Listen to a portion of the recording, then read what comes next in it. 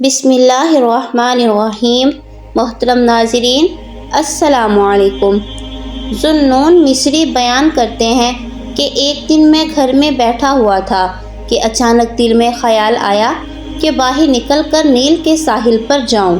چنانچہ میں گھر سے نکلا اور نیل کے ساحل کی طرف چل پڑا۔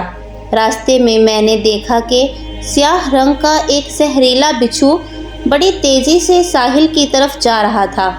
میں نے اسے تیزی سے ساحل کی طرف بڑھتا ہوا دیکھا تو دل میں کہا، ہو نہ ہو یہ ضرور کسی مہم کے لیے جا رہا ہوگا۔ لہٰذا میں نے اس کا تعاقب کرنا چاہا اور دیکھنا چاہا کہ کہاں جا رہا ہے۔ یہ سوچ کر میں اس کے تعاقب میں روانہ ہوا، اور جب وہ ساحل پر پہنچا تو ایک مینڈک ساحل پر اس کے انتظار کے لیے پہلے سے موجود تھا۔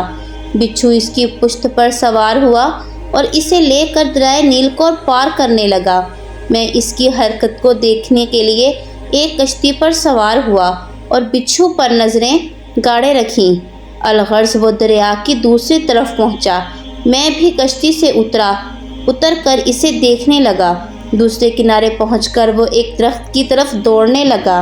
میں نے وہاں نگاہ دوڑائی تو اس درخت کے نیچے ایک نوجوان سویا ہوا تھا اور ایک زہریلا سانپ اسے ڈنک مارنے کے لیے اس کے قریب پہنچ چکا تھا۔ اتنے میں وہ کالا بچھو سانپ کے قریب پہنچا اور اس نے جاتے ہی سانپ کو ڈسا، جس کی وجہ سے سانپ فوراً مر گیا۔ اس کے بعد بچھو جہاں سے آیا تھا اسی طرح روانہ ہو گیا۔ میں وہاں پہنچا۔ میں نے جوان کو بیدار کیا۔ وہ شراب کے نشے میں مدہوش تھا۔ میں نے اسے سانپ اور بچھو کی داستان سنائی اور اس سے کہا، اے بندہ خدا، اٹھ اور اس خواب غفلت سے باز آ جا، اپنی نافرمانی بھی دیکھ اور خدا کے احسانات بھی دیکھ۔ نوجوان نے مرے ہوئے سانپ پر نظر کی تو وہ خدا کی رحمت سے بے حد متاثر ہوا۔ اس نے اپنے سر پر خاک ڈالی، ندامت کے آنسو بہائے اور خدا سے توبہ کی درخواست کی۔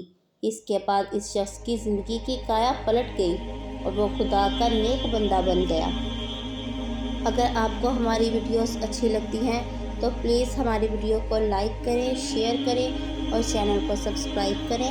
اللہ حافظ۔